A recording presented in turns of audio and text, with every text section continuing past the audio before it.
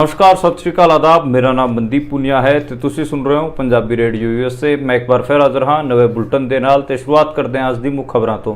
ਦਿੱਲੀ ਦੇ ਮੁੱਖ ਮੰਤਰੀ ਅਰਵਿੰਦ ਕੇਜਰੀਵਾਲ ਨੇ ਪ੍ਰਧਾਨ ਮੰਤਰੀ ਨਰਿੰਦਰ ਮੋਦੀ ਨੂੰ ਕਿਹਾ ਹੈ ਕਿ ਉਹਨਾਂ ਦੀ ਦੁਸ਼ਮਣੀ ਮੇਰੇ ਨਾਲ ਹੈ ਤੇ ਉਹ ਮੇਰੇ ਮਾਂ-ਬਾਪ ਨੂੰ ਤੰਗ ਨਾ ਕਰਨ। ਜੇ ਜੋ ਕੁਝ ਵੀ ਕਰਨਾ ਹੈ ਉਹ ਮੇਰੇ ਨਾਲ ਕਰਨ, ਮੇਰੇ ਬੁੱਢੇ ਮਾਂ-ਬਾਪ ਨੂੰ ਇਸ ਪੂਰੇ ਮਾਮਲੇ 'ਚ ਨਾ ਘਸੀਟਣ। ਦੱਸਦੀ ਹੈ ਕਿ ਅਰਵਿੰਦ ਕੇਜਰੀਵਾਲ ਦੇ ਮਾਤਾ-ਪਿਤਾ ਤੋਂ ਦਿੱਲੀ ਪੁਲਿਸ ਪੁੱਛਗਿੱਛ ਵਾਸਤੇ ਪਹੁੰਚੀ ਸੀ। ਭਾਰਤ ਦੇ ਸਾਬਕਾ ਪ੍ਰਧਾਨ ਮੰਤਰੀ ਐਚ.ਡੀ. ਦੇਵੇਗੌੜਾ ਨੇ ਆਪਣੇ ਪੋਤੇ ਨੂੰ ਅਪੀਲ ਕਰਦਿਆਂ ਕਿਹਾ ਹੈ ਕਿ ਉਹ ਇੰਡੀਆ 'ਚ ਵਾਪਸ ਆ ਕੇ ਕਾਨੂੰਨ ਦਾ ਸਾਹਮਣਾ ਕਰਨ, ਮੁਲਕ ਛੱਡ ਕੇ ਨਾ ਭੱਜਣ। ਦੱਸਦੀ ਹੈ ਕਿ ਉਹਨਾਂ ਦੇ ਪੋਤੇ ਪ੍ਰਜਲਾ ਰਵੰਨਾ ਦੇ 3000 ਤੋਂ ਜ਼ਿਆਦਾ ਸੈਕਸ ਵੀਡੀਓਜ਼ ਬੈਂਗਲੌਰ 'ਚ ਵਾਇਰਲ ਹੋ ਗਈਆਂ ਸੀ, ਕਰਨਾਟਕਾ 'ਚ ਵਾਇਰਲ ਹੋ ਗਈਆਂ ਸੀ। ਉਸ ਤੋਂ ਬਾਅਦ ਹੀ ਉਹਨਾਂ ਦੇ ਖਿਲਾਫ ਕਈ ਸਾਰੇ ਰੇਪ ਦੇ ਕੇਸ ਵੀ ਦਰਜ ਕੀਤੇ ਗਏ। ਉਹ ਮੁਲਕ ਛੱਡ ਕੇ ਭੱਜ ਗਏ ਸੀ। ਆਮ ਆਦਮੀ ਪਾਰਟੀ ਦੀ ਵੱਡੀ ਆਗੂ ਰਹੀ ਅਤੇ ਵਿਵਾਦਾਂ 'ਚ ਘਿਰੀ ਸਵਾਤੀ ਮਾਲੀਵਾਲ ਨੇ ਸੰਸਦ ਤੋਂ ਇਸਤੀਫਾ ਦੇਣ ਤੋਂ ਨਾ ਕਰ ਦਿੱਤੀ ਹੈ। ਉਹਨਾਂ ਨੇ ਕਿਹਾ ਹੈ ਕਿ ਜੇ ਕੋਈ ਮੈਨੂੰ ਪਿਆਰ ਨਾਲ ਕਹਿੰਦਾ ਤਾਂ ਮੈਂ ਇਸਤੀਫਾ ਦੇ ਵੀ ਦਿੰਦੀ, ਪਰ ਹੁਣ ਮੈਂ ਆਪਣੀ ਰਾਜ ਸਭਾ ਸੰਸਦੀ ਤੋਂ ਕੋਈ ਇਸਤੀਫਾ ਨਹੀਂ ਦੇਵਾਂਗੀ ਤੇ ਮੈਂ ਕੋਈ ਗਲਤ ਕੰਮ ਨਹੀਂ ਕੀਤਾ। ਮੈਂ ਆਪਣੇ ਹੱਕ ਵਾਸਤੇ ਆਵਾਜ਼ ਉਠਾਈ ਹੈ। ਜੇ ਪਾर्टी ਨੂੰ जो कुछ भी करना ਤੇ ਮੇਰੇ ਖਿਲਾਫ करे, पर मैं ਰਾਜ ਸਭਾ ਸੰਸਦ ਬਣੀ ਰਹਾਂਗੀ। ਹੌਲੀ-ਹੌਲੀ ਇੰਡੀਆ ਦੇ ਇਲੈਕਸ਼ਨਾਂ ਤੋਂ 400 ਪਾਰ ਦਾ ਬੀਜੇਪੀ ਦਾ ਨਾਰਾ ਗਾਇਬ ਹੋ ਰਿਹਾ ਹੈ ਤੇ ਅੱਜ ਅਮਿਤ ਸ਼ਾਹ ਨੇ ਰਾਹੁਲ ਗਾਂਧੀ ਤੋਂ ਇੱਕ ਸਵਾਲ ਪੁੱਛਿਆ। ਉਹਨਾਂ ਨੇ ਕਿਹਾ ਕਿ ਜੇ ਤੁਹਾਡੀ ਸਰਕਾਰ ਬਣ ਵੀ ਗਈ ਤਾਂ ਇਹ ਦੱਸੋ ਕਿ ਤੁਹਾਡੇ ਚੋਂ ਪ੍ਰਧਾਨ ਮੰਤਰੀ ਕੌਣ ਬਣੂਗਾ। ਕਿ ਪ੍ਰਧਾਨ ਮੰਤਰੀ ਰਾਹੁਲ ਗਾਂਧੀ ਬਣਨਗੇ, ਸ਼ਰਦ ਪਵਾਰ ਬਣਨਗੇ, ਲਾਲੂ ਯਾਦਵ ਬਣਨਗੇ, ਕੌਣ ਬਣਨਗੇ? ਇਹ ਜਨਤਾ ਨੂੰ ਤੁਹਾਨੂੰ ਕਲੈਰੀਫਾਈ ਕਰਨਾ ਪਊਗਾ। ਅੱਜ ਪ੍ਰਧਾਨ ਮੰਤਰੀ ਨਰਿੰਦਰ ਮੋਦੀ ਪੰਜਾਬ ਦੀ ਪਟਿਆਲਾ ਸੀਟ 'ਚ ਰੈਲੀ ਕਰਨ ਪਹੁੰਚੇ ਸੀ। ਉੱਥੇ ਕਿਸਾਨ ਸੰਗਠਨਾਂ ਨੇ ਜਾ ਕੇ ਉਹਨਾਂ ਦਾ ਵਿਰੋਧ ਵੀ ਕੀਤਾ। ਕਿਸਾਨਾਂ ਨੂੰ ਚੰਡੀਗੜ੍ਹ ਪਟਿਆਲੇ ਹਾਈਵੇ ਤੇ ਪੈਣ ਵਾਲੇ ਟੋਲ ਟੈਕਸ ਤੇ ਰੋਕ ਲਿਆ ਗਿਆ। ਉਸ ਤੋਂ ਬਾਅਦ ਕਿਸਾਨਾਂ ਨੇ ਉੱਥੇ ਪੂਰਾ ਦਿਨ ਧਰਨਾ ਮੁਜ਼ਾਹਰਾ ਕੀਤਾ। ਸਾਰੇ ਕਿਸਾਨ ਸ਼ੰਭੂ ਬਾਰਡਰ ਤੋਂ ਇਕੱਠੇ ਹੋ ਕੇ ਨਰਿੰਦਰ ਮੋਦੀ ਦੀ ਰੈਲੀ ਦਾ ਵਿਰੋਧ ਕਰਨ ਪਟਿਆਲੇ ਜਾ ਰਹੇ ਸੀ। ਪੱਛਮੀ ਬੰਗਾਲ ਦੇ ਨੰਦੀਗ੍ਰਾਮ ਇਲਾਕੇ 'ਚ ਇੱਕ ਮਹਿਲਾ ਬੀਜੇਪੀ ਕਾਰਜਕਰਤਾ ਦੀ ਹੱਤਿਆ ਹੋ ਗਈ ਹੈ ਤੇ ਉਸ ਤੋਂ ਬਾਅਦ ਬੀਜੇਪੀ ਵਾਲਿਆਂ ਨੇ ਇਸ ਹੱਤਿਆ ਦਾ ਆਰੋਪ ਤ੍ਰਿਣਮੂਲ ਕਾਂਗਰਸ ਤੇ ਲਾਇਆ ਹੈ ਤੇ ਅੱਜ ਉਹਨਾਂ ਨੇ ਪੂਰੇ ਪੱਛਮੀ ਬੰਗਾਲ 'ਚ ਟਾਇਰ ਛੱਡ ਕੇ ਧਰਨੇ ਮੁਜ਼ਾਹਰੇ ਵੀ ਕੀਤੇ ਤੇ ਕਿਹਾ ਕਿ ਤ੍ਰਿਣਮੂਲ ਕਾਂਗਰਸ ਦੇ ਆਗੂਆਂ ਖਿਲਾਫ ਕੜੀ ਕਾਰਵਾਈ ਹੋਣੀ ਚਾਹੀਦੀ। ਅੱਜ ਇਲੈਕਸ਼ਨ ਕਮਿਸ਼ਨ ਆਫ ਇੰਡੀਆ ਨੇ ਸੁਪਰੀਮ ਕੋਰਟ ਦੇ ਵਿੱਚ ਹਰ ਪੋਲਿੰਗ ਬੂਥ ਦਾ ਡੇਟਾ ਪਬਲਿਕ ਕਰਨ ਤੋਂ ਨਾ ਕਰ ਦਿੱਤੀ ਹੈ। ਦੱਸਦੀ ਹੈ ਕਿ ਐਸੋਸੀਏਸ਼ਨ ਫॉर ਡੈਮੋਕ੍ਰੈਟਿਕ ਰਿਫਾਰਮਸ ਨਾਂ ਦੀ ਇੱਕ ਸੰਸਥਾ ਨੇ ਸੁਪਰੀਮ ਕੋਰਟ ਦੇ ਵਿੱਚ ਇੱਕ ਯਾਚਿਕਾ ਲਾਈ ਸੀ ਜਿਹਦੇ 'ਚ ਉਹਨਾਂ ਨੇ ਕਿਹਾ ਸੀਗਾ ਕਿ ਇਲੈਕਸ਼ਨ ਕਮਿਸ਼ਨ ਆਫ ਇੰਡੀਆ ਨੂੰ ਹਰ ਪੋਲਿੰਗ ਬੂਥ ਦਾ ਡੇਟਾ ਪਬਲਿਕ ਕਰਨਾ ਚਾਹੀਦਾ ਤੇ ਆਪਣੀ ਵੈਬਸਾਈਟ ਤੇ ਚਾੜਨਾ ਚਾਹੀਦਾ। ਉਸ ਤੇ ਸੁਪਰੀਮ ਕੋਰਟ ਆਫ ਇੰਡੀਆ ਨੇ ਇਲੈਕਸ਼ਨ ਕਮਿਸ਼ਨ ਤੋਂ ਪੁੱਛਿਆ ਤਾਂ ਇਲੈਕਸ਼ਨ ਕਮਿਸ਼ਨ ਨੇ ਕਿਹਾ ਹੈ ਕਿ ਜੇ ਅਸੀਂ ਹਰ ਪੋਲਿੰਗ ਬੂਥ ਦਾ ਡੇਟਾ ਪਬਲਿਕ ਕਰਾਂਗੇ ਤਾਂ ਉਸ ਕਰਕੇ ਚੋਣਾਂ 'ਚ ਡਿਊਟੀ ਕਰ ਰਹੇ ਲੋਕਾਂ 'ਚ ਭਰਮ ਦੀ ਸਥਿਤੀ ਫੈਲੂਗੀ। ਇਸ ਕਰਕੇ ਉਹਨਾਂ ਨੇ ਇਸ ਕਿਸਮ ਦਾ ਕੋਈ ਵੀ ਸਟੈਪ ਲੈਣ ਤੋਂ ਨਾ ਕਰ ਦਿੱਤੀ। ਪੋਲੀਟੀਕਲ ਪੀਆਰ ਕਰਨ ਵਾਲੇ ਪ੍ਰਸ਼ਾਂਤ ਕਿਸ਼ੋਰ ਦਾ ਕਰਨ ਥਾਪਰ ਨਾਲ ਇੱਕ ਇੰਟਰਵਿਊ ਵਾਇਰਲ ਹੋ ਰਿਹਾ ਹੈ ਜਿਹਦੇ 'ਚ ਕਰਨ ਥਾਪਰ ਪ੍ਰਸ਼ਾਂਤ ਕਿਸ਼ੋਰ ਨੂੰ ਘੇਰਦੇ ਨਜ਼ਰ ਆ ਰਹੇ ਹਨ ਤੇ ਉਹਨਾਂ ਨੇ ਕਿਹਾ ਕਿ ਤੁਸੀਂ ਹਿਮਾਚਲ ਪ੍ਰਦੇਸ਼ ਬਾਰੇ ਵੀ ਸਾਲ 2022 'ਚ ਕਿਹਾ ਸੀ ਕਿ ਉੱਥੇ ਬੀਜੇਪੀ ਜਿੱਤੂਗੀ ਪਰ ਉੱਥੇ ਕਾਂਗਰਸ ਦੀ ਸਰਕਾਰ ਬਣੀ। ਕੀ ਤੁਸੀਂ ਬੀਜੇਪੀ ਦੇ ਪੱਖ 'ਚ ਹਵਾ ਬਣਾ ਰਹੇ ਹੋ ਇਸ ਕਿਸਮ ਦੀ ਪ੍ਰੈਡਿਕਸ਼ਨ ਕਰਕੇ? ਉਸ ਤੋਂ ਬਾਅਦ ਪ੍ਰਸ਼ਾਂਤ ਕਿਸ਼ੋਰ ਅੱਗ ਬਬਲਾ ਹੋ ਗਏ। ਮੁਲਕ ਦੇ ਪ੍ਰਧਾਨ ਮੰਤਰੀ ਨਰਿੰਦਰ ਮੋਦੀ ਤੇ ਰਾਹੁਲ ਗਾਂਧੀ ਨੇ ਤੰਜ ਕੱਸਦੇ ਆ ਕੇ ਆਇਆ ਕਿ ਇੱਕ ਟੀਵੀ ਇੰਟਰਵਿਊ 'ਚ ਨਰਿੰਦਰ ਮੋਦੀ ਕਹਿ ਰਹੇ ਸੀ ਕਿ ਉਹਨਾਂ ਦਾ ਜਨਮ ਬਾਇਓਲੋਜੀਕਲ ਨਹੀਂ ਬਲਕਿ ਉਹਨਾਂ ਨੂੰ ਪਰਮਾਤਮਾ ਨੇ ਭੇਜਿਆ ਹੈ। ਉਹਨਾਂ ਨੇ ਰਾਹੁਲ ਗਾਂਧੀ ਨੇ ਕਿਹਾ ਕਿ ਇਸ ਮੁਲਕ 'ਚ ਬਾਕੀ ਸਾਰੇ ਤਾਂ ਬਾਇਓਲੋਜੀਕਲ ਤਰੀਕੇ ਨਾਲ ਪੈਦਾ ਹੋਏ ਹਨ, ਕੱਲੇ ਮੋਦੀ ਹੈ ਜਿਨ੍ਹਾਂ ਨੇ ਭਗਵਾਨ ਦਾ ਅਵਤਾਰ ਲੈ ਕੇ ਇੱਥੇ ਇੰਡੀਆ ਦੇ ਵਿੱਚ ਉਹ ਪੈਦਾ ਹੋਏ ਹੈ। ਤੇ ਉਹਨਾਂ ਨੇ ਖਾਸੇ ਤੰਜ ਨਰਿੰਦਰ ਮੋਦੀ ਤੇ ਇਸ ਪੂਰੇ ਪ੍ਰਕਰਣ ਤੇ ਕਸੇ। ਅੱਜ ਹਰਿਆਣੇ 'ਚ ਮਾਡਲ ਕੋਡ ਆਫ ਕੰਡਕਟ ਲਾਗੂ ਹੋ ਗਿਆ ਹੈ ਕਿਉਂਕਿ 2 ਦਿਨਾਂ ਬਾਅਦ ਯਾਨੀ ਕਿ 25 ਮਈ ਨੂੰ ਇਲੈਕਸ਼ਨ ਹੋਣ ਜਾ ਰਹੇ ਹਨ ਤੇ ਅੱਜ ਪ੍ਰਿयंका ਗਾਂਧੀ ਨੇ ਕਰਨਾਲ, ਪਾਣੀਪਤ ਅਤੇ ਸਰਸਾ 'ਚ ਰੋਡ ਸ਼ੋਅ ਵੀ ਕੀਤੇ ਤੇ ਪਾਣੀਪਤ 'ਚ ਇੱਕ ਰੈਲੀ ਨੂੰ ਐਡਰੈਸ ਵੀ ਕੀਤਾ। ਉੱਥੇ ਪ੍ਰਿयंका ਗਾਂਧੀ ਨੇ ਕਿਸਾਨ ਅੰਦੋਲਨ ਬਾਰੇ ਲਗਾਤਾਰ ਗੱਲ ਕੀਤੀ ਅਤੇ ਪ੍ਰਧਾਨ ਮੰਤਰੀ ਨਰਿੰਦਰ ਮੋਦੀ ਤੇ ਕਿਸਾਨ, ਨੌਜਵਾਨ ਅਤੇ ਪਹਿਲਵਾਨ ਵਾਲੇ ਮਾਮਲੇ ਤੇ ਕਈ ਹਮਲੇ ਕੀਤੇ। ਇਹ ਸੀਗੀਆਂ ਅੱਜ ਦੀਆਂ ਮੁੱਖ ਖਬਰਾਂ। ਹੁਣ ਕਰਦੇ ਆਪਾਂ ਇਹਨਾਂ ਖਬਰਾਂ ਦਾ ਵਿਸ਼ਲੇਸ਼ਣ ਤੇ ਸ਼ੁਰੂਆਤ ਕਰਦੇ ਹਾਂ ਸਭ ਤੋਂ ਪਹਿਲੀ ਖਬਰ ਤੋਂ ਜਿਹੜੀ ਕਿ ਅਰਵਿੰਦ ਕੇਜਰੀਵਾਲ ਵਾਲੀ ਹੈਗੀ ਆ। ਅਰਵਿੰਦ ਕੇਜਰੀਵਾਲ ਦੇ ਮਾਤਾ ਪਿਤਾ ਤੋਂ ਦਿੱਲੀ ਪੁਲਿਸ ਅੱਜ ਪੁੱਛਗਿੱਛ ਕਰਨਾ ਚਾਹੁੰਦੀ ਸੀ ਸਵਾਤੀ ਮਾਲੀਵਾਲ ਵਾਲੇ ਕੇਸ 'ਚ। ਸਵਾਤੀ ਮਾਲੀਵਾਲ ਆਪਾਂ ਨੂੰ ਪਤਾ ਕਿ ਉਹਨਾਂ ਨੇ ਜਿਹੜੇ ਅਰਵਿੰਦ ਕੇਜਰੀਵਾਲ ਦੇ ਪੀਏ ਹੈਗੇ ਵਿਭਵ ਕੁਮਾਰ, ਉਹਨਾਂ ਤੇ ਸਵਾਤੀ ਮਾਲੀਵਾਲ ਨੇ ਆਰੋਪ ਲਾਏ ਸੀ ਕਿ ਉਹਨਾਂ ਨੇ ਉਹਨਾਂ ਨਾਲ ਕੁੱਟਮਾਰ ਕੀਤੀ ਤੇ ਬਦਸਲੂਕੀ ਕੀਤੀ। ਉਸੇ ਮਾਮਲੇ 'ਚ ਦਿੱਲੀ ਪੁਲਿਸ ਨੇ ਵਿਭਵ ਕੁਮਾਰ ਨੂੰ ਆਪਣੀ ਕਸਟਡੀ 'ਚ ਲਿਆ ਹੋਇਆ ਹੈ ਤੇ ਅੱਜ ਦਿੱਲੀ ਪੁਲਿਸ ਪੁੱਛਗਿੱਛ ਕਰਨਾ ਚਾਹੁੰਦੀ ਸੀ ਅਰਵਿੰਦ ਕੇਜਰੀਵਾਲ ਦੇ ਮਾਪਿਆਂ ਤੋਂ। ਤੇ ਅਰਵਿੰਦ ਕੇਜਰੀਵਾਲ ਨੇ ਕਿਹਾ ਕਿ ਮੋਦੀ ਜੀ ਜਿਹੜੀ ਲੜਾਈ ਹੈਗੀ ਆ ਤੁਹਾਡੇ ਤੇ ਮੇਰੇ ਵਿਚਕਾਰ ਹੈਗੇ ਆ, ਤੁਸੀਂ ਸਾਡੇ ਮੇਰੇ ਜਿਹੜੇ ਪੈਰੈਂਟਸ ਹੈਗੇ ਉਹਨਾਂ ਨੂੰ ਨਾ ਵਿਚਕਾਰ ਨਾ ਖਿੱਚੋ। ਉਹਨਾਂ ਦੀ ਏਜ ਵੀ ਖਾਸੀ ਹੋ ਗਈ ਹੈ, ਮੇਰੇ ਫਾਦਰ ਦੀ ਏਜ 85 ਈਅਰਸ ਦੀ ਹੋ ਗਈ ਹੈ ਤੇ ਉਹਨਾਂ ਨੂੰ ਨਾ ਤਾਂ ਸੁਣਦਾ ਨਾ ਉਹ ਚੰਗੇ ਤਰੀਕੇ ਨਾਲ ਠੀਕ ਰਹਿੰਦੇ ਹੈਗੇ ਆ। ਉਹਨਾਂ ਦੀ ਮਾਤਾ ਦੇ ਸਵਾਸਥ ਦਾ ਵੀ ਉਹਨਾਂ ਨੇ ਹਵਾਲਾ ਦਿੱਤਾ ਤੇ ਕਿਹਾ ਕਿ ਤੁਸੀਂ ਮੇਰੇ ਮਾਂ-ਬਾਪ ਨੂੰ ਇਸ ਪੂਰੀ ਲੜਾਈ 'ਚ ਨਾ ਖਿੱਚੋ। ਮੇਰੇ ਨਾਲ ਜਿਹੜਾ ਬੈਰ ਕੱਢਣਾ, ਜਿਹੜਾ ਕੱਟੀ ਕੱਢਣੀ ਉਹ ਸਾਰਾ ਤੁਸੀਂ ਕੱਢੀ ਚੱਲੋ, ਪਰ ਮੇਰੇ ਮਾਂ-ਬਾਪ ਨੂੰ ਇਸ ਲੜਾਈ 'ਚ ਨਾ ਖਿੱਚੋ। ਮੈਨੂੰ ਲੱਗਦਾ ਕਿ ਜਿਹੜਾ ਅਰਵਿੰਦ ਕੇਜਰੀਵਾਲ ਇਹ ਗੱਲ ਕਹਿ ਰਹੇ ਹੈਗੇ ਇਹਦੇ 'ਚ ਦਮ ਹੈਗਾ। ਦਿੱਲੀ ਪੁਲਿਸ ਨੂੰ ਜਾਂ ਫਿਰ ਨਰਿੰਦਰ ਮੋਦੀ ਨੂੰ ਅਰਵਿੰਦ ਕੇਜਰੀਵਾਲ ਦੇ ਮਾਪਿਆਂ ਨੂੰ ਇਸ ਪੂਰੇ ਪ੍ਰਕਰਣ 'ਚ ਖਿੱਚਣ ਦੀ ਜ਼ਰੂਰਤ ਨਹੀਂ ਹੈ, ਲੋੜ ਨਹੀਂ ਹੈ, ਬਲਕਿ ਉਹਨਾਂ ਨੂੰ ਜੋ ਕੁਝ ਵੀ ਕਰਨਾ ਹੈ ਤੇ ਅਰਵਿੰਦ ਕੇਜਰੀਵਾਲ ਜਾਂ ਫਿਰ ਜੋ ਪਾਰਟੀ ਦੇ ਹੋਰ ਉਹਨਾਂ ਦੇ ਮੇਨ ਆਗੂ ਹੈਗੇ ਉਹਨਾਂ ਨਾਲ ਪੁੱਛਗਿੱਛ ਕਰਨੀ ਹੈ, CCTV ਜੋ ਵੀ ਕੁਝ ਕਰਨਾ ਹੈ। ਅਰਵਿੰਦ ਕੇਜਰੀਵਾਲ ਨੇ ਆਪਣੀ ਗ੍ਰਿਫਤਾਰੀ ਦਾ ਹਵਾਲਾ ਵੀ ਦਿੱਤਾ। ਉਹਨਾਂ ਨੇ ਕਿਹਾ ਕਿ ਜਦੋਂ ਜਿਸ 22 ਮਾਰਚ ਨੂੰ ਮੇਰੀ ਗ੍ਰਿਫਤਾਰੀ ਹੋਈ ਸੀ ਉਸੇ ਦਿਨ ਮੇਰੇ ਮਾਤਾ ਜੀ ਹਸਪਤਾਲ ਤੋਂ ਵਾਪਸ ਆਏ ਸੀਗੇ ਤੇ ਇੱਕ ਹਿਸਾਬ ਨਾਲ ਉਹਨਾਂ ਨੇ ਇਮੋਸ਼ਨਲ ਪੂਰਾ ਸਫੀਅਰ ਕ੍ਰੀਏਟ ਕਰਨ ਦੀ ਕੋਸ਼ਿਸ਼ ਕੀਤੀ। ਅਰਵਿੰਦ ਕੇਜਰੀਵਾਲ ਤੋਂ ਇਹ ਵੀ ਪੁੱਛਿਆ ਜਾਣਾ ਚਾਹੀਦਾ ਕਿ ਤੁਹਾਡੇ ਮਾਪੇ ਹੈਗੇ ਆ, ਅੰਮ੍ਰਿਤਪਾਲ ਦੇ ਮਾਪੇ ਉਹਨਾਂ ਨੂੰ ਨਹੀਂ ਦਿਖਾਈ ਦਿੱਤੇ ਜਦੋਂ ਉਹਨਾਂ ਨੇ ਅੰਮ੍ਰਿਤਪਾਲ ਤੇ ਪੰਜਾਬ ਪੁਲਿਸ ਨੇ ਪੂਰਾ ਕ੍ਰੈਕਡਾਊਨ ਕੀਤਾ ਤੇ ਉਹਨਾਂ ਨੂੰ ਡਿਬਰੂਗੜ੍ਹ ਜੇਲ੍ਹ 'ਚ ਭੇਜ ਰੱਖਿਆ ਹੈ। ਜਿਹੜੇ ਅੰਮ੍ਰਿਤਪਾਲ ਬਾਈ ਜੀ ਦੇ ਜਿਹੜੇ ਮਾਪੇ ਹੈਗੇ ਆ ਉਹ ਉਹਨਾਂ ਨੂੰ ਕਿਉਂ ਨਹੀਂ ਦਿਖਦੇ? ਤੇ ਮੈਨੂੰ ਲੱਗਦਾ ਕਿ ਮਾਪੇ ਤਾਂ ਸਾਰੇ ਪੋਲੀਟੀਕਲ ਪ੍ਰਿਜ਼ਨਰਸ ਦੇ ਹੈਗੇ ਆ। ਕਿਉਂ ਉਹਨਾਂ ਦੇ ਜਿਹੜੇ ਪੋਲੀਟੀਕਲ ਪ੍ਰਿਜ਼ਨਰਸ ਹੈਗੇ ਉਹਨਾਂ ਦੇ ਮਾਪਿਓ ਜਿਹੜੇ ਮੇਨ ਸਟ੍ਰੀਮ ਪੋਲੀਟੀਕਲ ਪਾਰਟੀਜ਼ ਉਹਨਾਂ ਨੂੰ ਨਹੀਂ ਦਿਖਦੇ?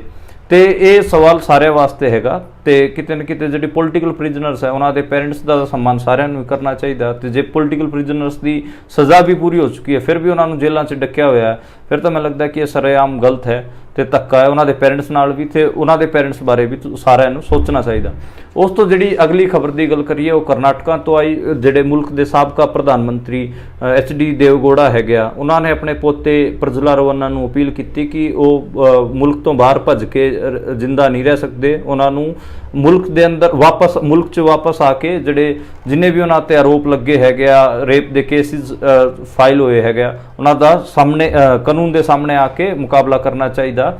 ਤੇ HD ਦੇਵਗੌੜਾ ਨੇ ਕਿਹਾ ਕਿ ਇੱਦਾਂ ਭਗੌੜੇ ਰਹਿ ਕੇ ਤੁਸੀਂ ਸਾਨੂੰ ਵੀ ਖਤਰੇ 'ਚ ਪਾ ਰਹੇ ਹੋ। ਤੇ ਪ੍ਰਜਲਾ ਰਵੰਨਾ ਦੀ ਆਪਾਂ ਨੂੰ ਪਤਾ ਕਿ ਸੈਕਸ ਸਕੈਂਡਲ ਸੀਗਾ ਉਹਨਾਂ ਦਾ ਜਿਹਦੇ ਕਰਨਾਟਕਾ ਦੀ ਰਾਜਨੀਤੀ ਦੇ ਵਿੱਚ ਵੱਡਾ ਤਹਿਲਕਾ ਮੱਚਿਆ ਸੀਗਾ ਤੇ 3000 ਤੋਂ ਜ਼ਿਆਦਾ ਸੈਕਸ ਵੀਡੀਓਜ਼ ਪ੍ਰਜਲਾ ਰਵੰਨਾ ਦੀ ਵਾਇਰਲ ਹੋਈਆਂ ਸੀਗੀਆਂ। ਇੱਕ ਪੈਨ ਡਰਾਈਵ ਰਾਹੀਂ ਜਿਹੜੀ ਪਬਲਿਕ 'ਚ ਇਹ ਵੀਡੀਓਜ਼ ਸੀਗੀਆਂ ਪਹੁੰਚਾਈਆਂ ਗਈਆਂ ਸੀਗੀਆਂ ਤੇ ਵੱਡਾ ਵਿਵਾਦ ਹੈਗਾ ਕਰਨਾਟਕਾ ਦਾ। ਮੈਨੂੰ ਲੱਗਦਾ ਕਿ HD ਦੇਵਗੌੜਾ ਠੀਕ ਕਹਿ ਰਿਹਾ ਹੈ, ਜੋ ਕੁਝ ਵੀ ਚਾਰਜਿਸ ਹੈ ਉਹ ਭੱਜ ਕੇ ਉਹਨਾਂ ਤੋਂ ਕੁਝ ਵੀ ਨਹੀਂ ਹੋ ਸਕਦਾ। ਪ੍ਰਜਲਾ ਰਵੰਨਾ ਨੂੰ ਮੁਲਕ ਆ ਕੇ ਕਾਨੂੰਨ ਦਾ ਸਾਹਮਣਾ ਕਰਨਾ ਚਾਹੀਦਾ। ਜੇ ਉਹਨਾਂ ਤੇ ਚਾਰਜਿਸ ਫਰੇਮ ਹੁੰਦੇ ਹੈਗੇ ਤਾਂ ਸਜ਼ਾ ਹੁੰਦੀ ਹੈ ਤਾਂ ਫਿਰ ਉਹਨਾਂ ਨੂੰ ਉਹ ਸਜ਼ਾ ਭੁਗਤਣੀ ਚਾਹੀਦੀ ਹੈ। ਇੱਦਾਂ ਭੱਜ ਕੇ ਤਾਂ ਕੁਝ ਵੀ ਨਹੀਂ ਹੋਊਗਾ।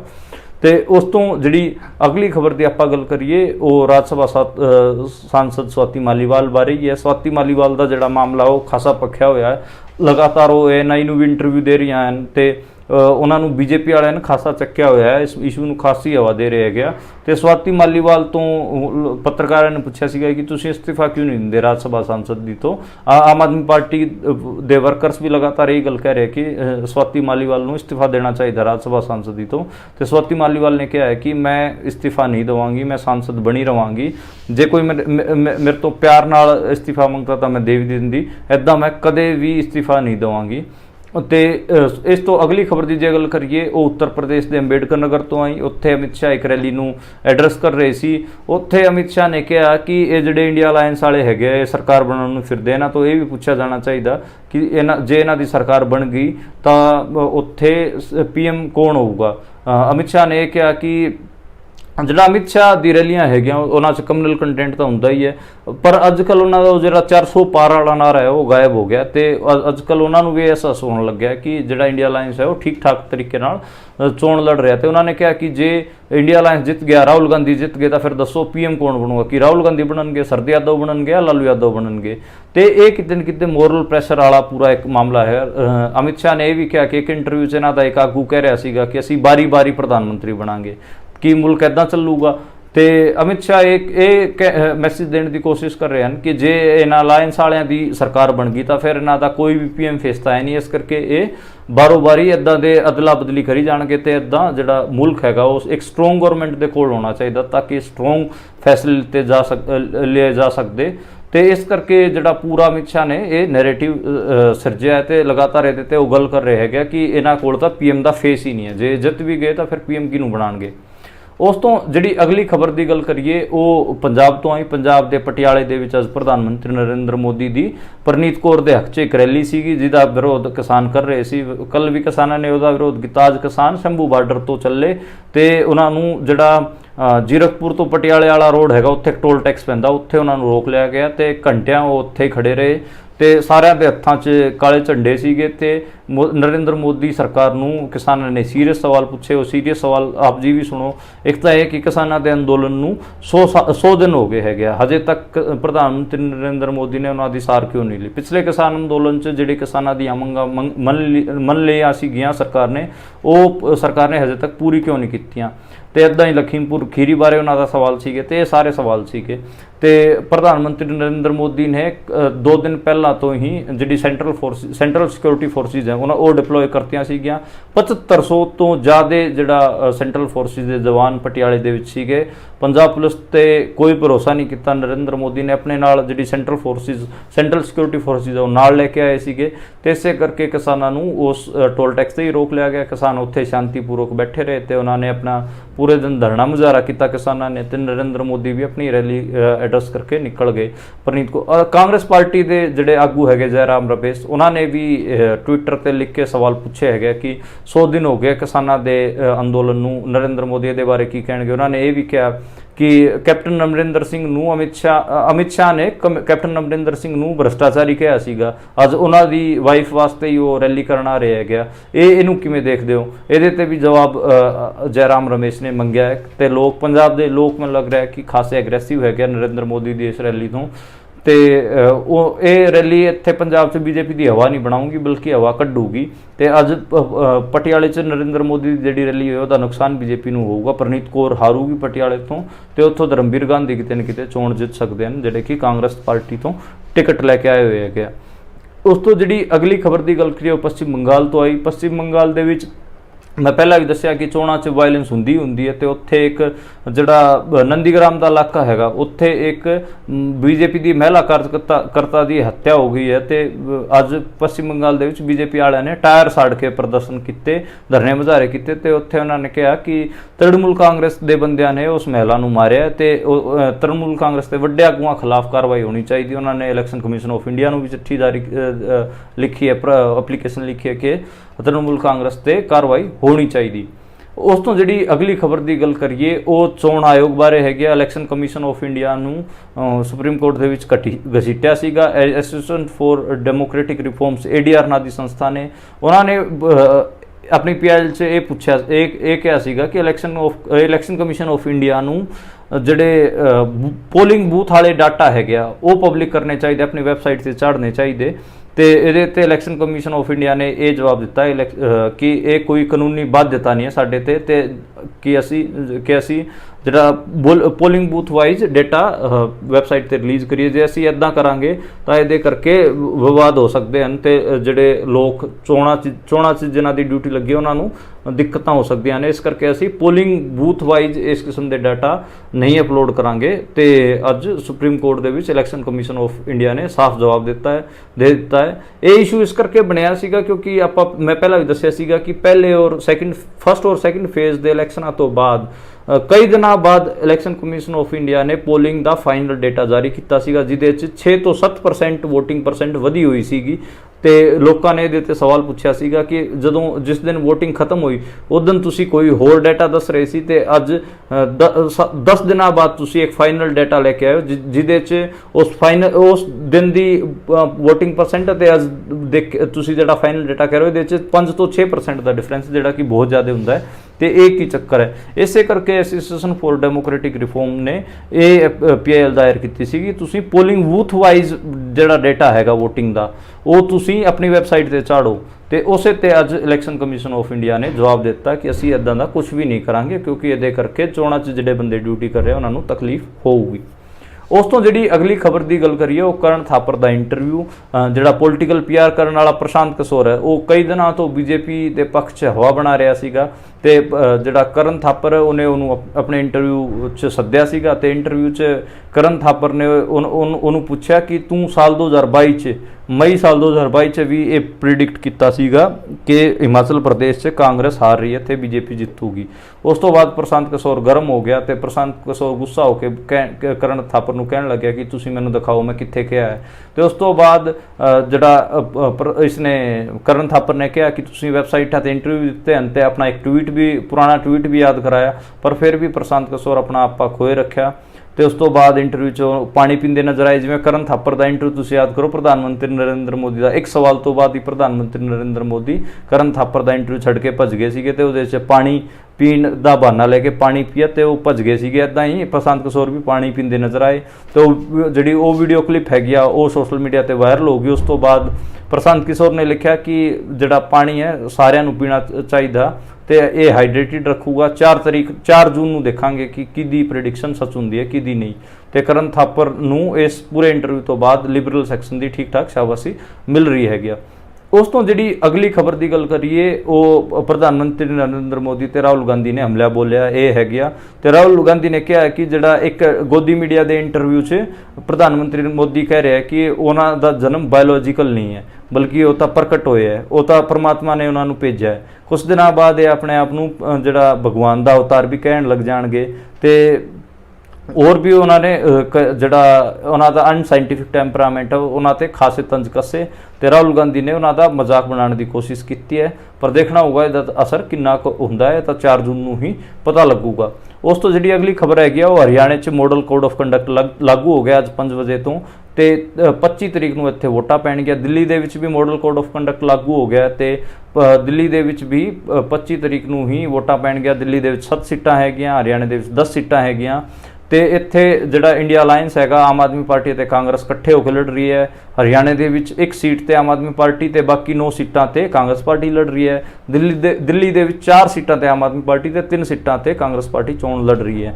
ਤੇ ਦਿੱਲੀ ਦੇ ਵਿੱਚ ਕਨ੍ਹਈਆ ਕੁਮਾਰ ਦੀ ਜਿਹੜੀ ਸੀਟ ਹੈ ਉਹਦੇ ਤੇ ਸਾਰਿਆਂ ਦੀ ਨਜ਼ਰ ਹੈ, ਉਹ ਖਾਸੀ ਫੇਮਸ ਸੀਟ ਮੰਨੀ ਜਾ ਰਹੀ ਹੈ। ਉਹ ਮਨੋਜ ਤਿਵਾਰੀ ਦੇ ਖਿਲਾਫ ਚੋਣ ਲੜ ਰਹੇ ਨੇ। ਤੇ ਹਰਿਆਣੇ ਦੇ ਵਿੱਚ ਦਪਿੰਦਰ ਹੁੱਡਾ ਦੀ ਜਿਹੜੀ ਸੀਟ ਹੈ ਉਹਨੂੰ ਖਾਸਾ, ਰੋਹਤਕ ਦੀ ਸੀਟ ਉਹਨੂੰ ਖਾਸਾ ਮੰਨਿਆ ਜਾ ਰਿਹਾ ਕਿ ਉਹ ਖਾਸੀ ਪੋਪੂਲਰ। ਕੁਮਾਰੀ ਸੈਲਜਾ ਦੀ ਸਰਸਾਲੀ ਸੀਟ ਤੇ ਵੀ ਨਿਗਾਹ ਤੇ ਆਮ ਆਦਮੀ ਪਾਰਟੀ ਦਾ ਜਿਹੜਾ ਸੁਸ਼ੀਲ ਕੁਮਾਰ ਗੁਪਤਾ ਹੈ ਨਵੀਨ ਜਿੰਦਲ ਦੇ ਖਿਲਾਫ ਕੁਰੂਕਸ਼ੇਤਰ ਤੋਂ ਚੋਣ ਲੜ ਰਿਹਾ, ਉਹ ਵੀ ਖਾਸੀ ਸੀਟ ਡਿਸਕਸ਼ਨ 'ਚ ਹੈ। ਕਰਨਾਲ ਦੀ ਮਨੋਹਰ ਲਾਲ ਖੱਟਰ ਵਾਲੀ ਸੀਟ ਵੀ ਖਾਸੀ ਡਿਸਕਸ਼ਨ 'ਚ ਹੈਗੀ ਆ। BJP ਦੇ ਮਨੋਹਰ ਲਾਲ ਖੱਟਰ ਸਾਬਕਾ CM ਹਰਿਆਣੇ ਦੇ, ਉਹ ਕਰਨਾਲ ਤੋਂ ਚੋਣ ਲੜ ਰਹੇ ਹਨ ਤੇ ਇਹ ਦੇਖਣਾ ਹੋਊਗਾ ਕਿ ਕਿਸ ਕਿਸਮ ਦੇ ਵੋਟਿੰਗ ਰੁਝਾਨ ਆਉਣ ਵਾਲੀ 25 ਤਰੀਕ ਨੂੰ ਰਹਿਣਗੇ। ਅਸੀਂ ਕੱਲ ਤੇ 25 ਤਰੀਕ ਨੂੰ ਤੁਹਾਨੂੰ ਜਿਹੜਾ ਵੋਟਿੰਗ ਪੈਟਰਨ ਹੈਗਾ ਹਰਿਆਣੇ ਦਾ ਤੇ ਦਿੱਲੀ ਦਾ ਉਹ ਵੀ ਦੱਸਾਂਗੇ। ਦਿੱਲੀ ਦੇ ਵਿੱਚ ਮੈਨੂੰ ਲੱਗ ਰਿਹਾ ਕਿ ਕਿਤੇ ਨਾ ਕਿਤੇ 2 ਸੀਟਾਂ, ਸਿਰਫ 2 ਸੀਟਾਂ ਹੀ ਆਪੋਜੀਸ਼ਨ ਪਾਰਟੀਜ਼ ਨੂੰ ਮਿਲਣਗੀਆਂ, ਯਾਨੀ ਕਿ ਇੰਡੀਆ ਅਲਾਈਅੰਸ ਨੂੰ ਮਿਲਣਗੀਆਂ। 5 ਸੀਟਾਂ ਤੇ BJP ਜਿੱਤ ਸਕਦੀ ਹੈਗੀ ਆ। ਹਰਿਆਣੇ ਦੇ ਵਿੱਚ 6 ਸੀਟਾਂ ਤੇ ਕਾਂਗਰਸ ਜਿੱਤ ਸਕਦੀ ਹੈ ਤੇ 4 ਸੀਟਾਂ ਤੇ BJP ਜਿੱਤ ਸਕਦੀ ਹੈਗੀ ਆ ਤੇ ਬਾਕੀ 4 ਜੂਨ ਨੂੰ ਹੀ ਪਤਾ ਲੱਗੂਗਾ। ਇਸ ਤੋਂ ਬਾਅਦ ਸਾਡੀ ਜਿਹੜੀ ਇਲੈਕਸ਼ਨ ਦੀ ਯਾਤਰਾ ਹੈਗੀ ਆ ਉਹ ਪੰਜਾਬ 'ਚ ਸ਼ੁਰੂ ਹੋ ਜਾਊਗੀ। ਮੈਂ 25 ਤਰੀਕ ਤੋਂ ਬਾਅਦ ਪੰਜਾਬ 'ਚ ਕਵਰੇਜ ਕਰਾਂਗਾ ਤੇ ਮੈਂ ਭਾਈ ਅੰਮ੍ਰਿਤਪਾਲ ਸਿੰਘ ਜੀ ਦੀ ਸੀਟ ਖਡੂਰ ਸਾਹਿਬ ਵੀ ਜਾਵਾਂਗਾ ਤੇ ਬਾਕੀ ਹੋਰ ਪੰਜਾਬ 'ਚ ਫਿਰਾਂਗਾ ਤੇ ਤੁਹਾਨੂੰ ਜਿਹੜਾ ਪੰਜਾਬ ਦੀ ਗਰਾਊਂਡ ਰਿਪੋਰਟ ਆ ਉਹ ਵੀ ਤੁਹਾਡੇ ਸਾਹਮਣੇ ਲੈ ਕੇ ਆਇਆ ਕਰਾਂਗਾ। ਤੇ ਤੁਸੀਂ ਅੱਜ ਵਾਸਤੇ ਇੰਨਾ ਹੀ, ਇਹੀ ਖਬਰਾਂ ਸੀਗੀਆਂ ਤੇ ਮੈਂ ਉਹਨਾਂ ਦਾ ਵਿਸ਼ਲੇਸ਼ਣ ਵੀ ਕੀਤਾ ਤੇ ਤੁਸੀਂ ਦੇਖਦੇ ਤੇ ਸੁਣਦੇ ਰਹੋ ਪੰਜਾਬੀ ਰੇਡੀਓ USA। ਕੱਲ ਦੁਬਾਰਾ ਮੁਲਾਕਾਤ ਹੁੰਦੀ ਹੈ ਇਸੇ ਕਿਸਮ ਦੀਆਂ ਖਬਰਾਂ ਨਾਲ ਤੇ ਅੱਗੇ 25 ਤਰੀਕ ਤੋਂ ਬਾਅਦ ਤੁਸੀਂ ਸਾਡੀ